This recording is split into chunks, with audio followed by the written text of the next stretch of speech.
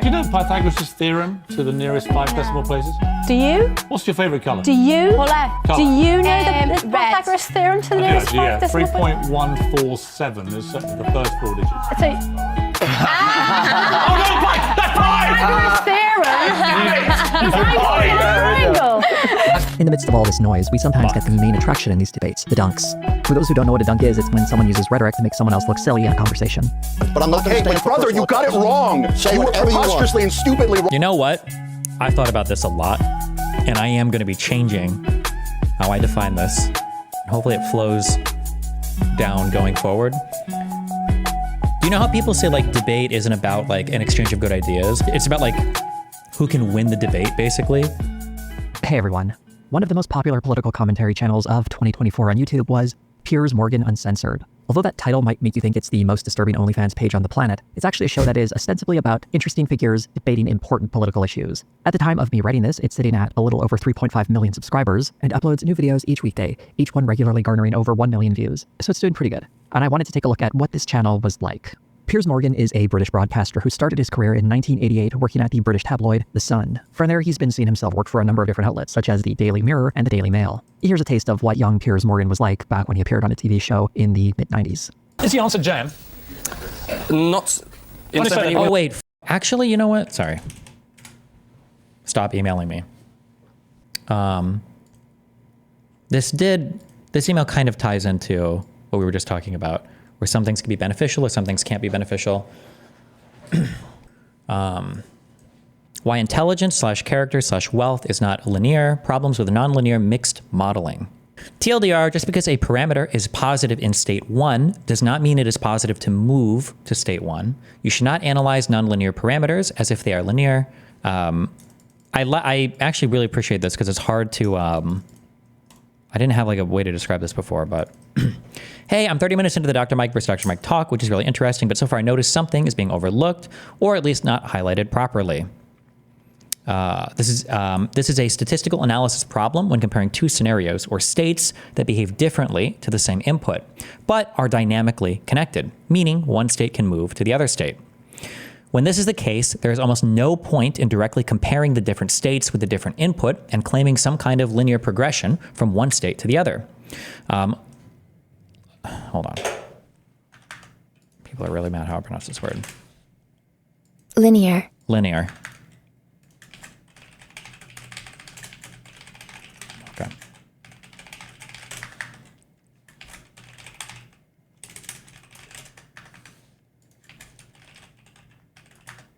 There you go.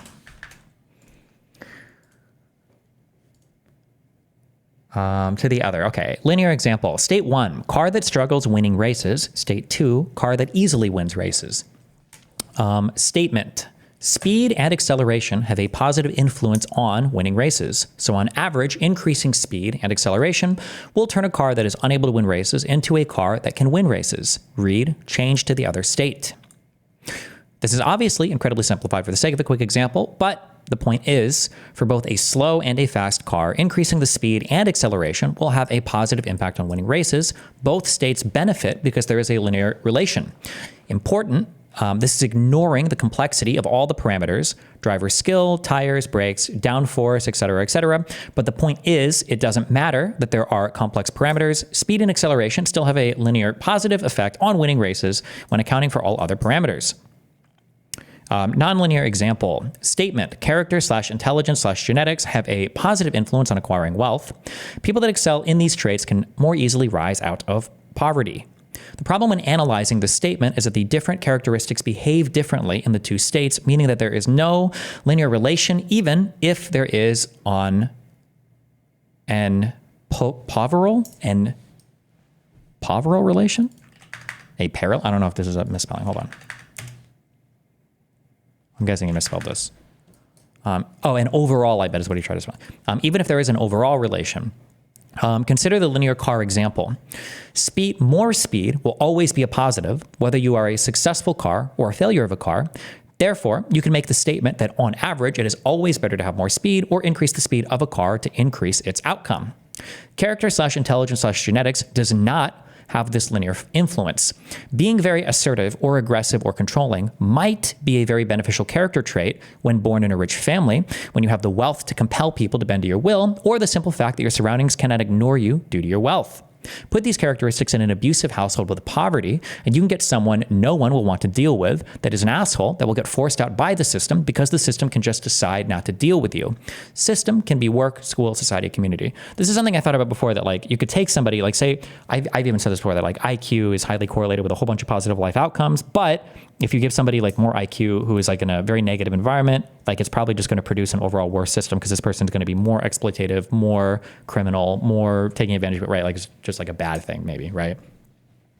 As an example, think of Donald Trump. The man excels because he has no shame. He's a true narcissist. He doesn't care about anyone else. But because he combines this with wealth and fame, it cannot be ignored. And it turns out that these exact characteristics are probably what propelled him to become a US president. Imagine a narcissistic asshole like that born into a family with debt and poverty. Characteristics like not upholding his agreements and not paying his bills would doom him even more instead of working in his favor. The point is, just because a parameter is positive in state 1 does not mean that it is positive to move to state 1. You already know this. Both Dr. Mikes already know this. This is why they talk about the 4 types of people you know. They know it's not as simple as saying there is one rule that fits all. The problem is I don't hear why we know this. And then the conversation gets bogged down by saying it's complex. No, complex situations can still have linear influences. The problem here is that the influences are not all linear. Even if on average, smarter / assertive / empathetic people are richer, that does not mean that you can simply crank one of these stats and expect a person to change from state 1 to state 2. So this does not take away from their observations. They are correct. Accepting their sources are true. I just hate listening to this whole discussion when people are not actively aware of this problematic analysis. You cannot analyze linear and nonlinear parameters the same way, even if the observation matches. And this would impact the why of this entire discussion. Now they are kind of talking past each other and saying the same thing in different ways. A is true if you acknowledge that it is complex. B is true if you acknowledge it's a statistical generalization. The whole individual versus genetic discussion. So dancing around these two perspectives makes it look like they're having an interesting discussion while kind of missing the error in the analysis. The assumption of the analysis is faulty, but they both do realize this.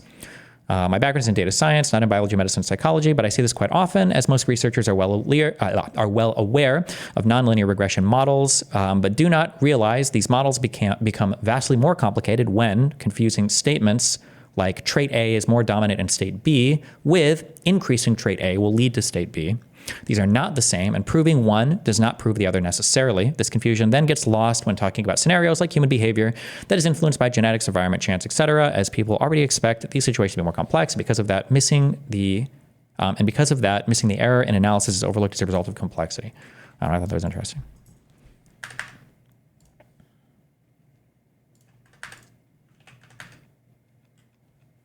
Okay. Because last week Eddie Izzard said everybody roared with laughter. It was hilarious. That's what I said. People like him.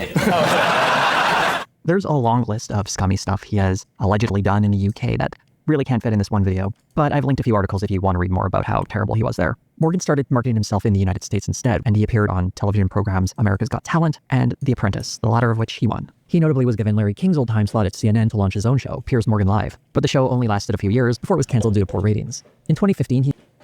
Now, I'm not taking Piers' side, but saying the show only lasted a few years, I feel like lasting a few years on CNN, that's not the worst thing in the world. What's the average length of a show there? I think that's an okay.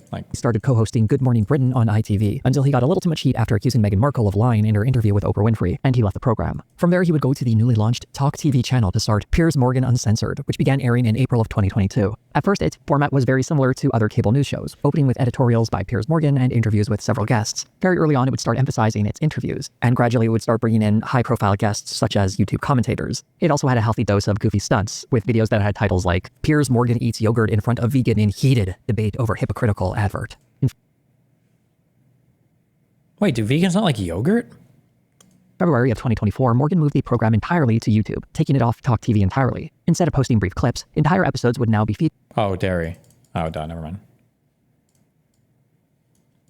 On the online platform. The long and short-form interviews would continue, but a greater emphasis started to be placed on panel discussions, and the show started gaining a reputation for shouting matches and interruptions. When you all talk over each other, nobody can hear you. Sorry, can I just please have a moment of quiet? I'm mostly Hey, that was focusing on... me! Was this an episode where I was Skyped into? So that nobody can hear you. Sorry, can I just please have a moment of quiet? I'm mostly focusing on what was uploaded on this channel in November of 2024, because those are the most recent videos that are available, and I thought it would be a fair way of looking at what this channel is like in the current moment. The first thing you'll see after clicking on any of these videos is a teaser of the spiciest moments of the program. The whiny liberal woman turned away so many would-be Democrat voters. That's me playing the world's smallest violin for all these crying Democrats. You deserve a tall glass of shut-up juice. I don't think Sarah McBride is looking to shower next to Nancy Mason. If I found you lurking next to me in a men's restroom, I'd feel fearful. Some of that doesn't really seem like thoughtful debate. Anyone familiar with YouTube will probably recognize this technique though. It's usually done on channels where streams are cut up into clips, letting people know that there will be some good stuff coming later in the video, even if the videos start off with something really boring. Each video begins with a monologue from Piers about the video's first topic. Usually it's not very long, and he throws to some clips before introducing his guests, and it's here where the show really starts to kick into gear. Cable news shows typically have a mix of journalists, politicians, academics, and other high-profile public figures. Piers Morgan Show does that as well, though it also includes on its panel a healthy supply of people with popular online programs, frequently those already appearing on YouTube. It makes sense because the audiences for these people are on this platform, so if you're interested in catching people's attention, it makes sense to highlight popular voices in this space. The quality of these guests is very inconsistent. While there are some genuinely interesting voices on there. Wait. Do you know Pythagoras' theorem to the nearest 5 decimal places? Do you? What's your favourite colour? Do you? Colour. Do you know the Pythagoras theorem to the I do nearest actually, 5 yeah. decimal places? 3.147 is certainly the first 4 digits. So, Oh no, Pie! That's Pie! Pythagoras theorem. Triangle. The show often includes cranks who have little to add to the topics being discussed. One extreme example is poker player Dan Bilzerian, who was brought on to discuss the Israeli attack on Gaza, but this devolved into clear and obvious anti-Semitic conspiracy theories. I believe that Jewish supremacy is the greatest threat to America, and I think it's the greatest threat to the world today. I truly Oh, so you can't say the truth anymore? Is this guy Jewish? Does he disclose? believe that. Piers Morgan does push back, but it's not very forceful. It sounds to me, Dan, like you do actually hate Jewish people. Yeah, I think he does too. Eventually, Piers calls this guy a Nazi, but only after giving Bilzerian room to spew some really hateful stuff. When he was called out on the interview the next day, Piers Morgan responded like this. At least when I interview somebody with incendiary views, audiences get to see those views being vigorously challenged. I'm not trying to suggest Piers Morgan is anti-Semitic. Rather, I think this reflects a problem in how this show is booked. It's bad enough to invite a Nazi onto your show, but to only find out they're a Nazi in the middle of the interview is ridiculous. Well, I think most of the problems today is caused by Jewish supremacy. I believe that. I'm honestly gobsmacked that you would say all this publicly. Piers Morgan Uncensored will invite on pretty much anyone with a following, regardless of any value their insight might bring to a subject. In the case of Bilzerian, he was initially brought on to discuss the devastation of Gaza, a spot that could have been taken by someone who truly cares about the Palestinian people and their cause, and isn't just a hateful bigot exploiting the tragedy to advance an anti-Semitic agenda. But even before a word came out of his mouth, what qualifies a professional poker player to have an opinion worth hearing about on this subject? Wait. Excuse me. Dan Bilzerian or whatever the fuck is not known as a... He might play poker now, but is he even profitable? Is that true? I refuse to believe that. The only thing Piers Morgan cited was a lot of followers on Instagram. If someone really wanted to learn about the situation in Gaza, there are much better voices. I should point out that some of those voices have appeared on this program, and that's great, but Bilzerian wasn't some bizarre one-off or fluke.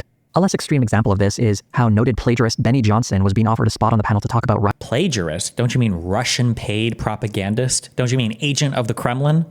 Russia, and specifically its invasion of Ukraine. Not once did they bring up the fact that Johnson had unknowingly taken millions of dollars from the unknowingly in big quotes there.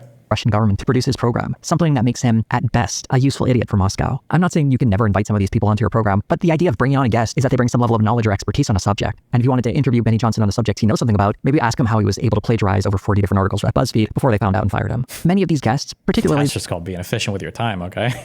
Those on the right. If they like reading it in one place, they'd probably like reading it in another, all right? Listen, that's an A+. He was able to plagiarize over 40 different articles at BuzzFeed before they found out and fired him. Many of these guests, particularly those on the right, aren't really there to argue anything they've seriously considered or studied, but rather they're there to toe a certain line and advance a well-established agenda. In the video titled, "Wicked is the Ninth Circle of Hell, Liberals Triggered," plus bizarre woke Jaguar ad, YouTube creator Nerdrotic is brought into a surprisingly thoughtful conversation about Ed Sheeran, who said he didn't want to be part of the 40th anniversary edition of the Live Aid charity classic, Do They Know It's Christmas? Sheeran felt that the imagery used by the song perpetuates a negative image of African people. Although the subject isn't terribly important, the panel was surprisingly thoughtful.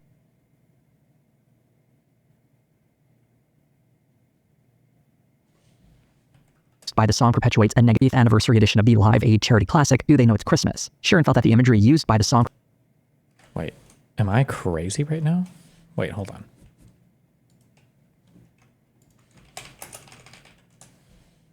Oh, okay. I was like, wait, isn't this Ed Sheeran? Wait, is it a different name than he said? Did I mishear this twice? Or is this a different singer that sounds similar? Or? Jaguar ad, YouTube creator Nerdrotic is brought into a surprisingly thoughtful conversation about Ed Sheeran, who said he didn't want to be part of the 40th anniversary edition of the... Oh, no, he's talking about what Ed Sheeran said. Okay, my bad. Okay, I got really confused. Wait a second. Was Ed Sheeran a black? Okay. Live Aid charity classic, Do They Know It's Christmas? Sheeran felt that the imagery used by the song...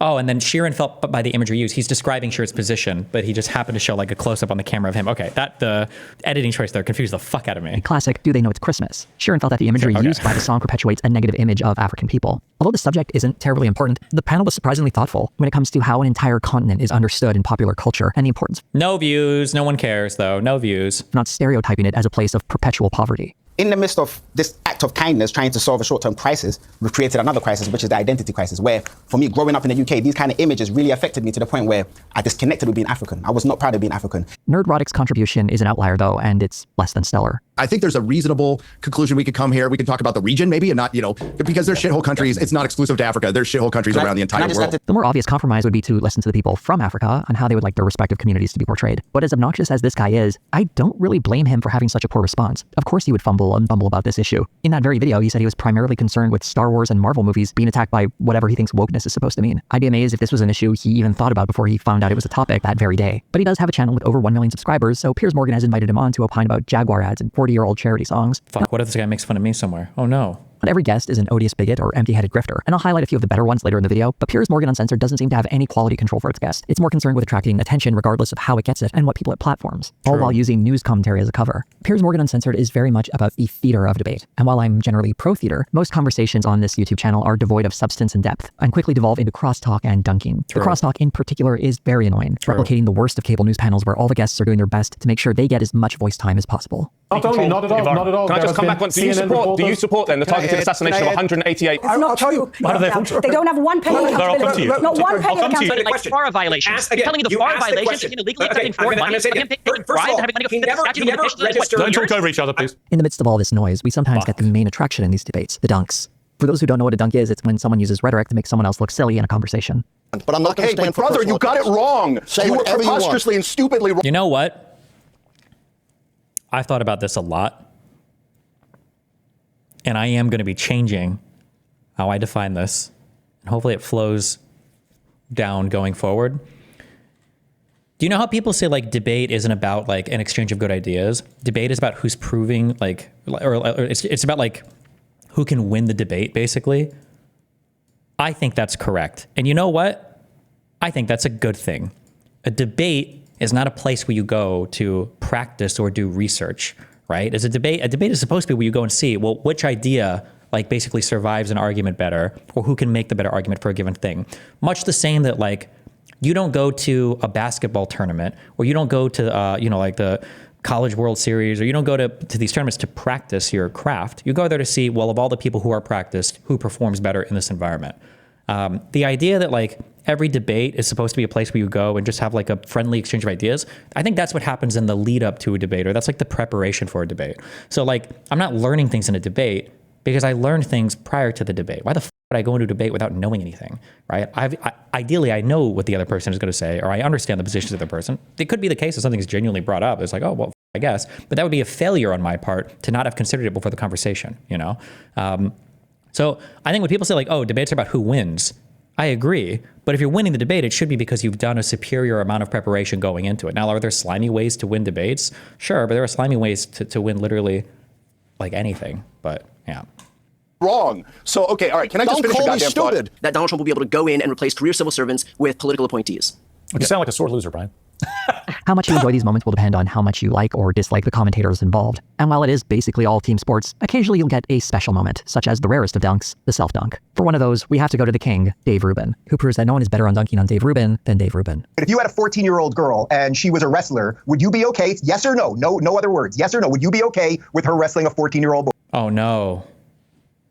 He stepped into Brian's area of expertise. Boy. Well, it's interesting that you say that because I wrestled for a decade, and men and women wrestle together. That's how it works. Please stop advocating this. And while all of this is good fun, I didn't even think this was true. I figured at the high school level that wouldn't be true anymore, but that is true. I think they just do it by like weight class or whatever. I think Brian was even in chat when I looked this up, and it is true in high school. I think they wrestle together. I didn't know that. watch. What exactly is the point of it? Sure, it shows Dave Rubin to be an empty vessel of a man, but Rubin has been proving that on his YouTube channel for years. This panel in particular is a collection of clippable moments that punctuate an otherwise pointless conversation, right down to the title of the video. Oof, one of the worst videos I watched. Oh, fuck. Does anybody know what I'm thinking of?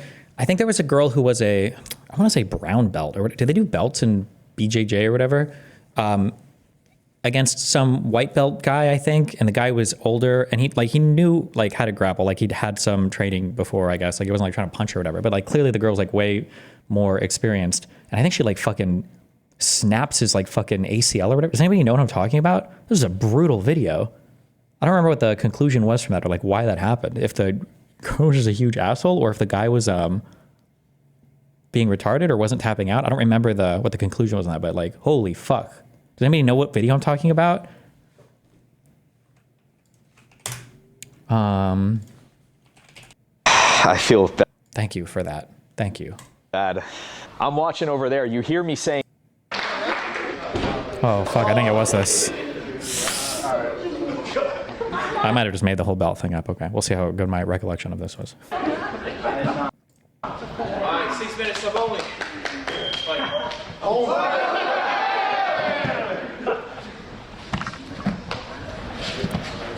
Jesus. Oh, Jesus. Watch out. Oh, shit. Oh! Wow. That counts. Woo! Oh, that's it, yeah. Smash over. Woo! I was not warmed up. Oh, shit. That hurt?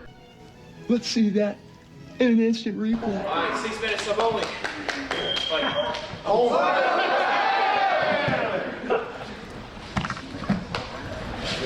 oh, Jesus. Oh, Jesus. Watch out. Oh, shit. Oh! Wow. That counts. Woo! Oh, that's it, yeah. Smash over. Oh, no. As it turns out, there's one woman who could beat me. It's crazy. The odds are astronomical, but she happens to be at this gym. Oh, did this start off with him saying he could grapple with any woman or whatever? Maybe that was the start of this. Oh, no. Rip.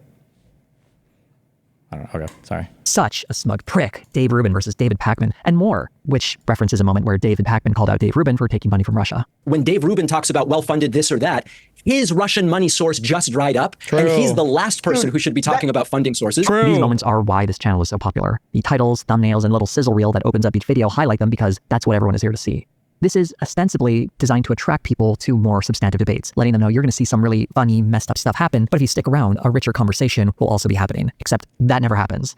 On the rare case a serious or substantive discussion starts, it often is stopped right in its tracks by one of the panel members interrupting someone, or everything coming to a screeching halt when someone lands a dunk. All any of this noise really does is let people cheer for their respective sides. This has long been a problem of these political debates online, as audience have been trained to listen for these clippable moments, and participants have followed in suit. Piers Morgan Uncensored isn't unique in that sense, but it is an example of how this internet culture of messy debates has been given this sleek corporate sheen to recreate the noise of that space. In a way, it reflects how the YouTube space changes the creation of some online... I thought she accidentally punched him from the first angle, but then he was icing his knee. No, I think she broke his, like... Is it the ACL? It was something related to his knee. It was, like, snapped in a direction it wasn't supposed to go. There are certain types of holds and certain types of moves that are banned in gyms or whatever. I don't know if that would have kind of... I have no idea. I don't know enough about that bullshit. Corporate sheen. All I know is if you choke somebody long enough, they die. Okay, that's it. To recreate the noise of that space. In a way, it reflects how the YouTube space changes the creation of some online weirdos and twists it into this corporatized version that's designed to maximize profits by getting high-profile guests to roll in the mud, because there's big money to be made in this kind of spectacle. Something inescapable. Dan Blazarian claims that he made all of his money from poker. If you watch him play, he's obviously terrible at the game and lying. Okay. From these conversations is that they're invariably positioned to favor one side of the political spectrum, and that's very clearly the right. While this often comes from the guests who are included in the panel, much of it also comes from the topics that are chosen and how they're presented. Here's how Piers Morgan introduces a discussion on the recent cabinet picks for the incoming Trump administration. True. Trump today, it was verified, has a 15-inch cock, and Biden's dick has Alzheimer's disease. Destiny, do you think it's a problem that Biden can't even remember if he fucked a kid or not because his dick is so forgetful? What's your take? Well, I don't really think that I don't even know if that's possible. Why are you dodging and avoiding the question? Blah, blah, yeah, like, okay. He's doing exactly what he said he'd do if he got elected. And he just won the presidency in an emphatic clean sweep.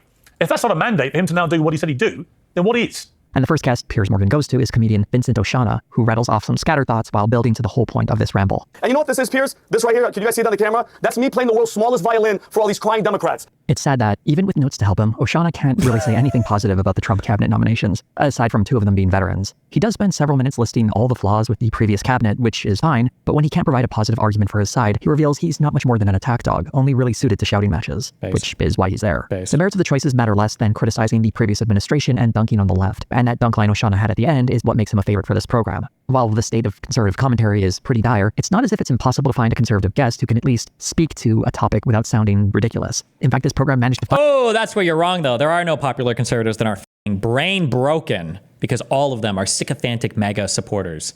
Although he's about to say this guy maybe is better, but let's listen. Possible to find a conservative guest who can at least speak to a topic without sounding ridiculous. In fact, this program managed to find someone on that very same panel with Richard W. Painter, who was a chief White House ethics lawyer under the George W. Bush administration. He is at least capable of talking about an issue while sounding like an adult. Now, I do hope that instead of talking on and on about Russia and 2016 and so forth, and the 2020 election and all of that, that the president-elect, when he becomes president, can focus on policy. Reason why these corporations have so much influence in Republican and Democratic administrations is people are not taking the ethics laws seriously. That's all expressed very sensibly, and Piers Morgan builds off that response to ask a general question about corruption. O'Shannagh's response reveals his— O'Shannagh's response reveals, you want to talk about corruption? What about the Biden crime family? Please say it. Ability to engage with the topic.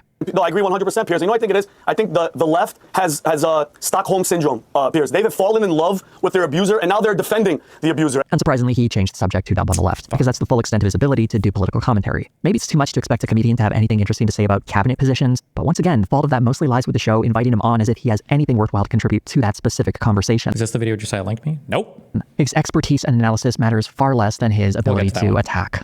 While the majority of videos devolve into messy shouting matches, I should mention a handful do settle into more cordial conversations. These are often around topics where the guests either mostly agree or don't have strong differences in their opinions. One example is, did he update? Could be witness tampering? Is he making moves from jail?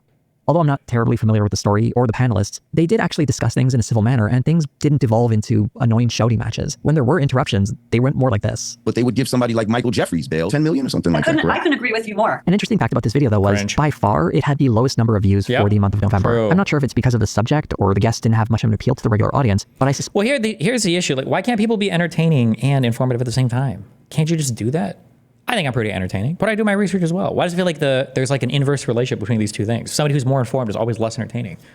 Be more exciting, losers. Back the lack of fireworks in the opening 30 You should be able to call somebody retarded and cite a true source at the same time, okay? It's a good skills to have. If it's because of the subject or the guest didn't have much of an appeal to the regular audience, but I suspect the lack of fireworks in the opening 30 seconds might have something to do with why audiences were not so keen on this video. And for those who don't know, YouTube only counts views for anyone who watches more than 30 seconds of a video. So if someone clicked onto a video and didn't like what they saw in the first 30 seconds, if they stop playing the video, they won't be counted as a view. The explanation for the theatrics and right-wing slant of the show go right back to its host, Piers Morgan. When you watch multiple videos from this channel, you start to get a sense of the patterns Morgan has when it comes to engaging in any political discussion. He's more than happy to sit back and watch guests tear into one another, and he obviously sets the stage with how he presents each topic. But even more important is how he's constantly emphasizing certain topics in each episode. For example, and I can't stress this enough, the man is obsessed with trans athletes sports. More of that too. I've constantly said, this is something most people really feel fired up about, which is this thing of trans athletes in women's sport and so on, and getting into women's spaces and so on. Transgender athletes in women's sport and the very damaging impact that is having. I really think they underestimated how the majority of Americans feel about that kind of thing. They also were supporting things like transgender athletes being allowed to compete in women's sport. As a reminder, since we always need one whenever this topic comes up, the issue of trans athletes in sports is a moral panic cooked up by the right. Not only is it not a major issue on the left, it's also the latest in a long line of fear-mongering campaigns against trans people, a campaign the right has been waging for many years. Not only is this a non-issue that affects a tiny percentage of people, it's also not, as Piers Morgan repeatedly stated in these videos, infringing on the rights of cisgendered women. Last I checked, they were still very much allowed to play sports. And they still seem to be doing pretty well, as the supposed dominance of trans athletes has yet to manifest. Not that Piers Morgan would know that, as he repeatedly— That argument is a little bit to the left of what I would have made, but okay. He cites this stat that 900 medals have been awarded to trans athletes. This came from a United Nations report, though not in quite the way he imagines it. Piers Morgan first brought up this stat when speaking to David Pakman in an October video where he called it a survey. An astonishing survey has just come out today by the United Nations that reveals that female athletes have lost 900 medals to transgender rivals. Oh, we looked this stupid fucking number up. At which point do you stop interacting / having convos with good friends who are MAGA and completely lost in the sauce? I don't know, bro. I'm not sure if I can handle a friendship like that. But also politics is my job, so. The people in your life are going to vary, or the conversations you're going to have and the qualifications you're going to have for those people are going to vary based on their relationship to you. Like, I wouldn't expect you to have to align with like a friendly coworker as much as with like a wife or husband. And then like a close friend is going to have a different set of qualifications than like a family member that you want to be on good terms with, you know. Competing against them in women's sporting categories. This is a UN report. The report isn't a survey like Piers Morgan first presented it. The section on medals is a few sentences sourced from an anti-trans advocacy group and doesn't represent research from the UN. Specifically, this stat comes from a website called shewon.org. There's a giant table that counts the number of medals that have supposedly been won. Apparently it's gone up since that UN report, but you'll notice there's a big asterisk next to it. And I think this even includes like high school things from literally around the whole world, right? And it reveals that it's not just medals, but rather records, scholarships, and other opportunities. It's so annoying because MAGA people are way more outspoken about injecting politics into everything. Yeah, that's one of the big issues. It ties back to that media environment thing I said. Is like, you can think of people that are like ostensibly on the left, but they don't talk about like politics that much. Or it doesn't seem like if I look at I'm kind of projecting here because I don't watch very much, but like on the Call Her Daddy podcast, are these people talking politics a lot? Like, I don't think so, or at least I don't see much of it. But then like for people that are on the right, it's like, they have commentary about like, it feels like they have commentary on so many fucking political issues. I just don't know why. I guess that's just how it is, yeah. It not only covers sports around the world, but it goes back to 2001. But we can look at this stat and be unreasonably generous and say that there are 1,055 medals that trans athletes have won that would otherwise have gone to cisgendered people. But out of how many medals is that in total? I couldn't possibly tell you how many medals are awarded in just 1 year around the world for all sports. For example, at the recent Paris Olympics, there were 329 events, each awarding 3 medals. That's 987 medals. And that's not counting all the additional medals that go to team sports. The total is actually over 2,000 athletes being awarded medals, and that's only looking at the highest levels of competition for these particular sports.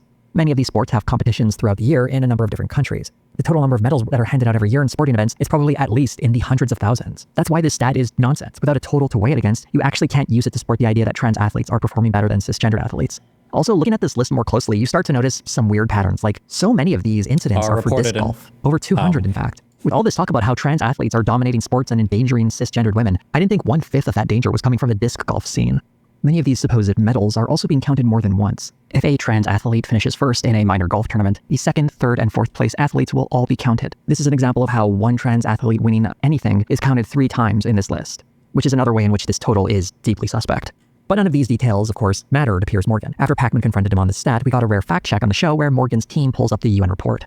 The replacement of the female sports category with a mixed sex category has resulted in an increasing number of female athletes losing opportunities, including medals, when competing against males. The report said. So, David, again, would you like to now apologise for being not only wrong about this being an election issue, but being wrong about your correction when I asked you if you were sorry for being wrong? Look at the underlying source, Piers. I have it printed out. It was a footnote. It wasn't a footnote. Look at the underlying source. This is the heart of pedantry. Piers Morgan is arguing that the stat is in the body of the report and not a footnote, whereas Pacman is arguing that the stat is sourced through a footnote and not evidenced by the report itself, and therefore shouldn't be credited to the UN. This isn't a fact check. This is a waste of time. Also, this report wasn't conducted by the United Nations, but rather a special rapporteur for the UN, that is, an independent expert who is providing advice to the United Nations. This individual is Reem Al-Salem, a well-known anti-trans activist, and how she became a special rapporteur for the UN is outside the scope of this humble little video. Another talking point that Piers Morgan loves to bring up is that he thinks trans rights were one of the issues that cost the Democrats the 2024 election in the US.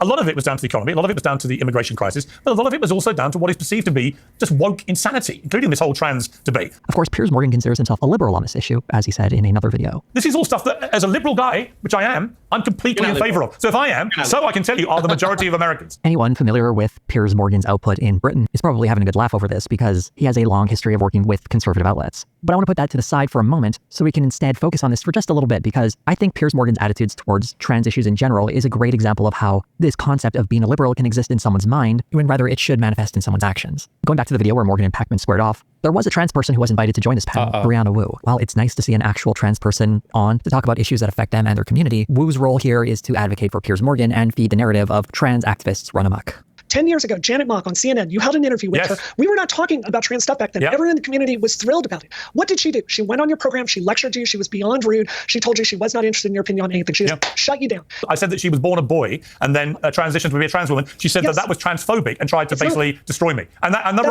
right there was the start of this nonsense. For those too young to remember this moment, Wu is completely mischaracterizing this moment in history. First of all, there were 2 interviews. The first of which was incredibly cordial, and both Piers Morgan and Janet Mock were very kind to one another in it. I'm seeing a bit of Janet and a bit of Beyonce, especially with the hair. Oh, I live for Beyonce. No. And the dress. This is very like the dress Beyonce wore when I did it. Not that I can remember every second of that day. This interview was held back in 2014. 10 years later, we would all be a little bit more savvy on trans issues and not use terms such as born a boy, and instead use assigned male at birth. There was also one point in the interview when Morgan asked, how would you feel if you found out the woman you were dating was formerly a man when Mock had never identified as a man? You meet a man and you fall in love with this man But there's something you have to tell him, something pretty big you have to tell him that he doesn't know, which is that you used to be yourself a man. After the break, we'll find out how you told him that news and how he took it. A few days later, there was a bit of rudeness from Mock when she expressed her frustration on Twitter, writing, "Was a boy until 18. Get it the f together. Piers Morgan, I was not formerly a man. Please stop sensationalizing my life and misgendering trans women." Morgan responded in frustration and then had Mock on for a second time for a more contentious interview. One where Mock was pretty darn polite while Morgan was far more confrontational. So I ask you again, why have I been vilified for being transparently supportive of you? I don't get it. Maybe you don't get it because you're not a trans woman. Trans women Explain to me. Explain to me what I did wrong. What did I do wrong? You called, so before commercial break, we had a lovely conversation, and then all of a sudden you said, who was formerly a man. I was a baby. I was assigned male gender because of the appearance of my genitals. I think it's a fair criticism to say that Mock could have been more vocal during the first interview, but her explanation as to why she was silent makes sense. And being from a marginalized community, she didn't get many opportunities to share her story. Why didn't you correct me at the time? Why didn't you correct me? I did not because I was You scared. felt that strongly? I did not because I was Scared of scared. what? And I wanted to be Scared a of what? cordial guest. And I think that was probably incorrect of me. I wanted to be kind, I wanted to be generous because I was appreciative of having 2 segments on a mainstream show. Expressing displeasure on Twitter isn't great, though the backlash Piers Morgan got clearly upset him. I'm not sure how powerful that backlash could have been on a tweet with less than 1,000 likes, but it was 2014, and when you think you're doing something good, it can feel jarring to find out you've made some kind of mistake, and people on social media have noticed.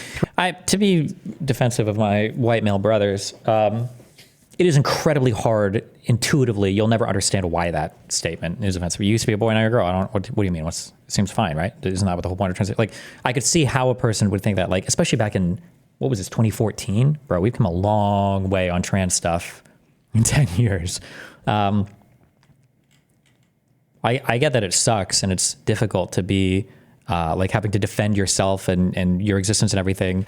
But I mean, like, yeah, it is very, very hard to intuitively understand, I guess, these things as somebody who's not trans, right?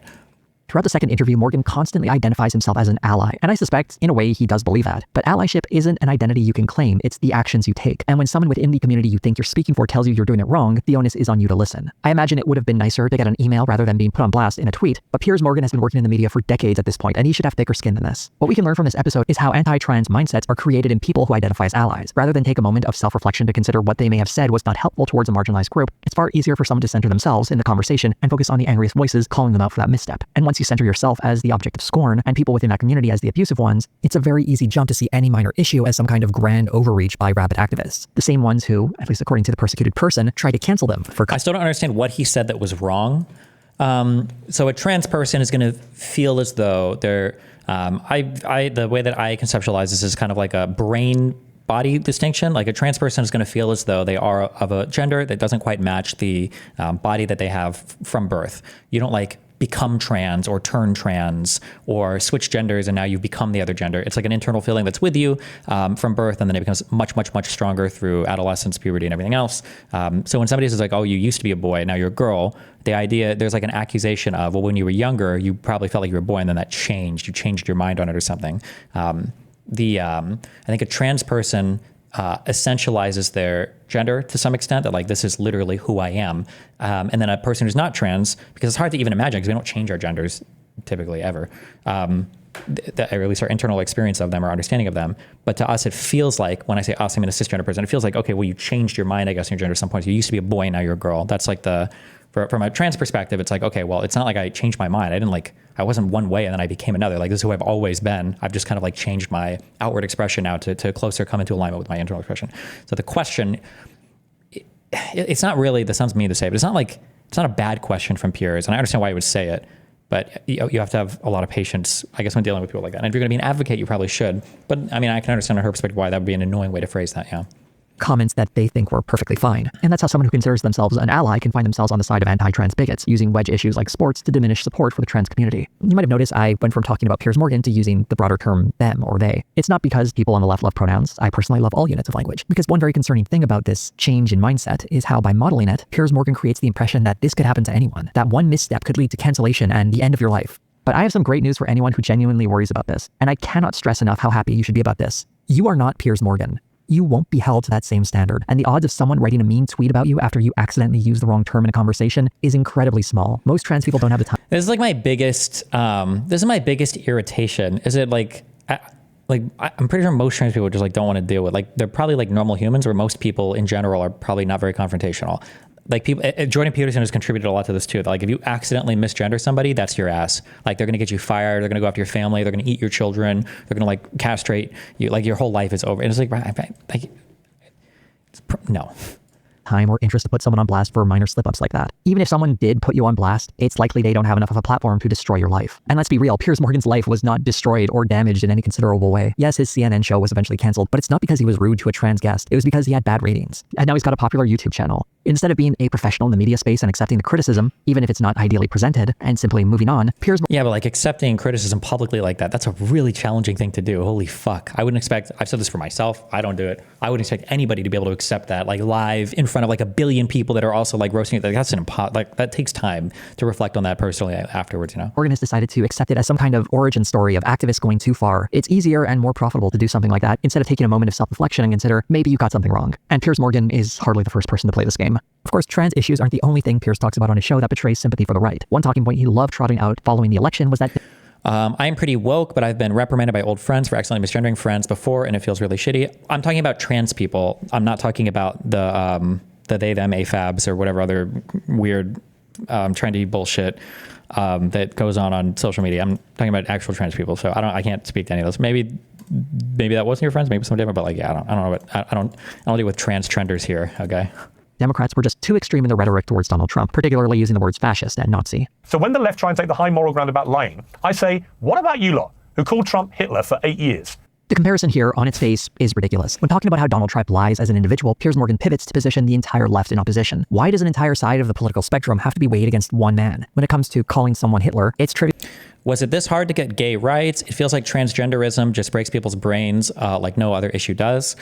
I would say at the expense of sounding very anti-woke, maybe, I would say that trans rights feels like it moved on an incredibly accelerated timeline compared to gay rights. Although trans rights probably built off of the successes for gay rights. Like the trans stuff moved much faster. You have to consider gay people literally had a disease invented for them, right? Like GRIDS, gay-related immunodeficiency syndrome, I think.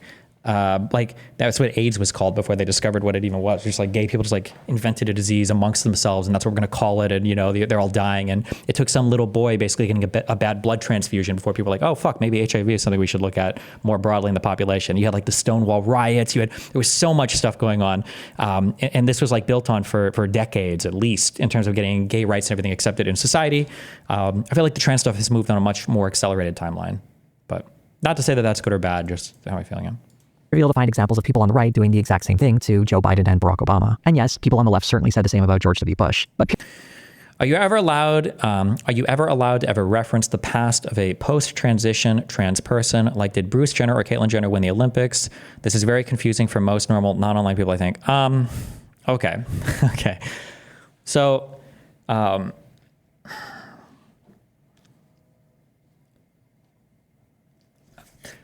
when you're the gender of a person, I think is generally going to be something that is stable throughout your entire life, is what they're going to feel. Like, I don't think an individual who's trans feels like they became trans when they were 17 or 18. They might have realized it then, but they've always felt something, I think, is kind of like off, assuming it's an actual trans person. But the issue is that when you say back when you were Bruce Jenner, I don't think that the issue is, trans people might disagree on this, but I don't care. I think I'm right anyway. If a trans person says, I don't like it when you refer to me with my old name, I don't think what's actually going on with the trans person is they're like, I feel like you're dead naming me and that's offensive because it was my old name. I think the issue is they're getting that feeling of, hold on, you think that at one point in my life, I actually did feel like a man and now I feel like a woman. And that's just not true. I've always felt this way. This is the same thing with the issue with like pronouns. And it's one of the reasons why I think announcing pronouns or labeling yourself with pronouns is such a waste of time. It's because when you're using the right pronouns or the wrong pronouns on somebody, it's not about you being respectful. And it's not about you being nice or welcoming or accepting.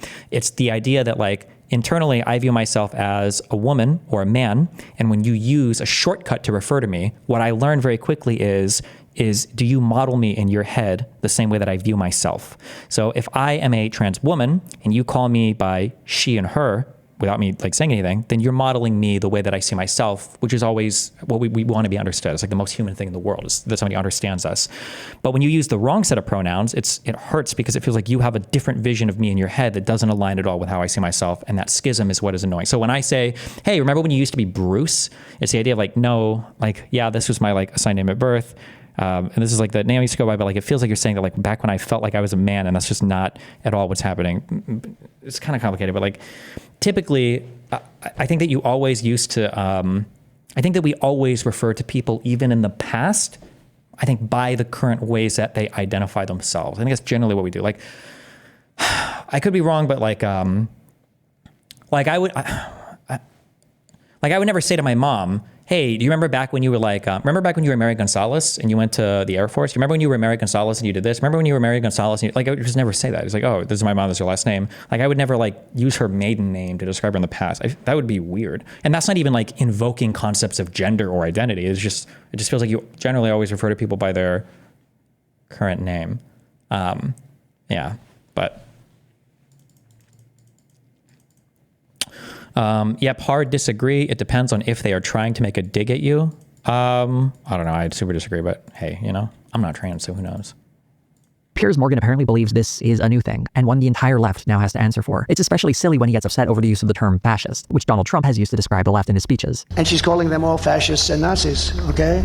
But she's a fascist, okay? She's a fascist. Morgan would argue that it's better to ignore what Trump says, as we should judge him on his actions. And he does this brilliantly, by the way, with the left. He sucks you in. Because he just shoots them a hip and he says stuff that crosses his mind or whatever. And rather than pick him off on stuff he actually does, you all go completely nuts every time he opens his mouth and says something a bit crazy. I hope the double standard here is clear. Democrats are judged on the rhetoric of anyone on the left, but Donald Trump is never held accountable for any of his rhetoric. As for the generous use of the term fascist, it's something Morgan has no... How does it not depend on if they are trying to insult you? Because it's a different thing. It's like if I... Like...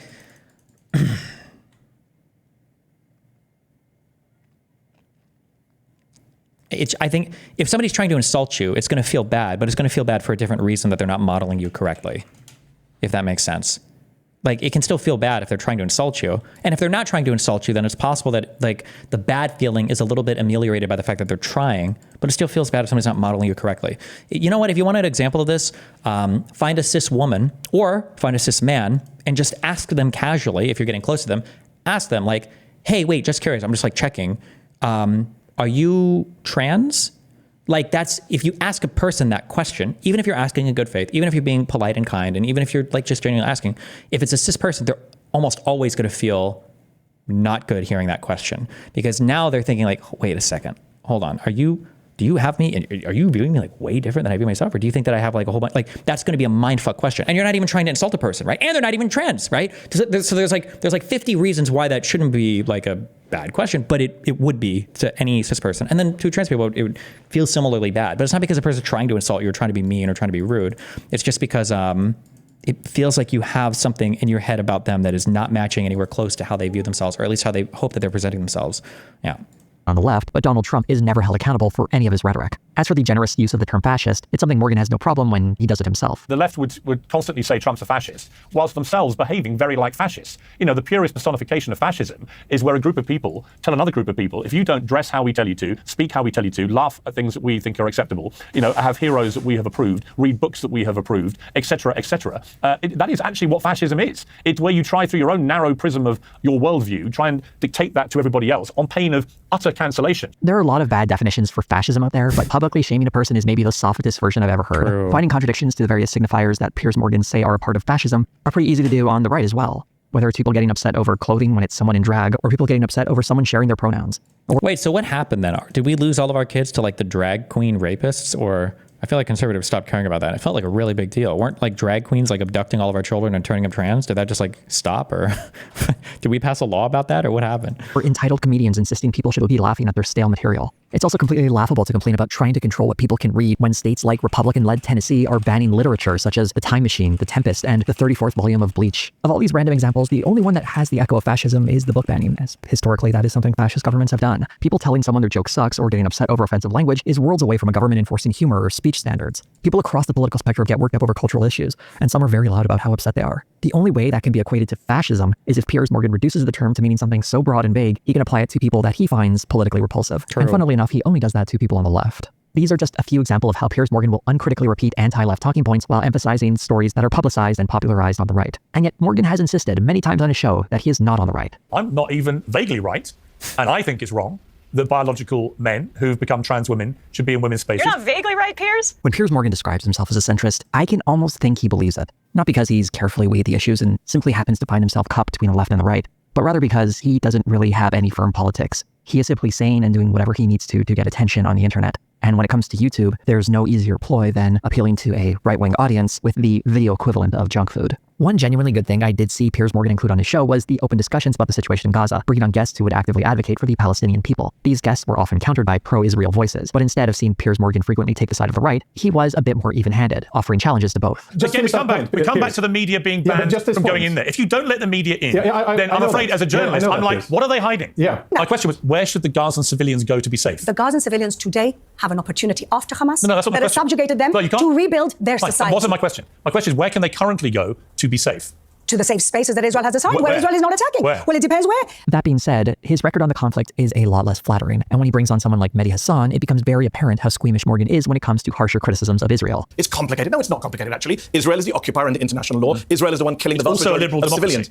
Right now, it's not a liberal democracy. It's run by neo-fascists right now. Well, I don't disagree with it. Based on his comments, it seems like Morgan simply hasn't thought about or read enough on the issue to offer anything of substance. There was a great example from another conversation he had with Mehdi Hassan on Zateo. So the Russians are doing a genocide? No, I don't think they are, and I shouldn't have said that. Wow. Yeah. So in order to defend Israel, you're withdrawing your advocacy against Russia? Because you made me think about it. Well, it's great that Piers Morgan is willing to present people like Mehdi Hassan and other voices who will advocate for the lives of Palestinian people. This seems like a topic he should do a bit more research on before voicing his own opinion, although that's kind of par for the course with a lot of what he seems to talk about. And for every single person in media, to be fair. I've been pretty harsh on Piers Morgan Uncensored as a program, but one section that wasn't completely useless were the one-on-one interviews. I've already highlighted a few examples of it at its worst, such as platforming the Nazi, and I've shown some positive examples, such as speaking with Mehdi Hassan. But unlike the panel discussions, the longer interviews are far more likely to result in something interesting being said. For example, a former advisor to Kamala Harris, Mike Nellis, was brought on to address the idea that men are being alienated by Hollywood and that one Gillette ad from 5 years ago that talked about toxic masculinity. Nellis decided to sidestep the issue and talk about something real instead. They want to tell everybody that if they're not the type of manliness that they like, type of manliness you see on the right, that you're not a real man. And I'm sick of that crap. Here's the truth. White men in America are 4 times more likely to commit suicide than any other group of people in the United States. I didn't hear either party talk about that. Things fall apart when Nellis is brought onto the panel and the conversation decays rapidly. But for a few minutes, there was an interview where something interesting was being said, and the absurd narrative of men being let down by advertisements got some real pushback. The interview was contentious, but that's completely fine. Going on a show like this, you should expect to have your positions challenged. However, interviews with right-wing guests seem to include fewer of those challenges, even when someone says something completely ridiculous. For example, Glenn Beck said this about Donald Trump in an interview. He could be a Lincoln, a transformational president as much as a Lincoln, restoring the republic. Piers Morgan just nods along to the idea that Donald Trump will do something on par with ending slavery. I suppose deporting 20 million people would have a large-scale impact, but destroying lives and families like that seems more like the opposite of ending a monstrous institution like slavery. Even though the actual ideas expressed here are ridiculous, and Piers Morgan doesn't offer any meaningful pushback to right-wing claptrap, I do appreciate this interview because it provides a clear example of what someone like Glenn Beck thinks. A clip like that speaks for itself, so there is a kind of value to these interviews as well. These interviews also sometimes lead to us understanding Piers Morgan a little bit more when we get moments like this one. Why didn't he behave like a fascist for 4 years when he had the chance? And the truth is he didn't. January 6th was awful, and I wrote that at the time, and said it at the time. But other than that, where you could construct an argument, but this was the kind of thing you would see in a sort of a banana republic. There's nothing about Trump's first term which screamed fascism to me. Who amongst us hasn't tried to overthrow a democratic election in the past? But moments like this, I hope, make it crystal clear what side of the aisle Piers Morgan is currently servicing, and how standards aren't really upheld. Fuck, what did Anna say in this interview? Was this another Anna, like, why I left the left interview where she didn't push back on it at all, or...? For one side while being overly enforced on the other. There's something interesting that happens with the occasional guest on these videos. At the tail end of one video, the streamer Destiny was brought on for a few minutes following the November election. What was ostensibly about his reaction to the Trump victory was almost certainly just an excuse to ask this question. Complete quick clean sweep. He won the popular vote as well as the electoral college. Did you cry? This isn't the only time Piers Morgan has done something like this. For example, what a dumb question. He brought on Roger Stone for this moment. I just wanted to end on a bit of personal business, Roger, because when I tweeted that Kamala Harris wasn't up to winning the presidency, you responded to me on X and you said, Piers now trying to suck Trump's dick after betraying him previously, a truly talentless dirtbag.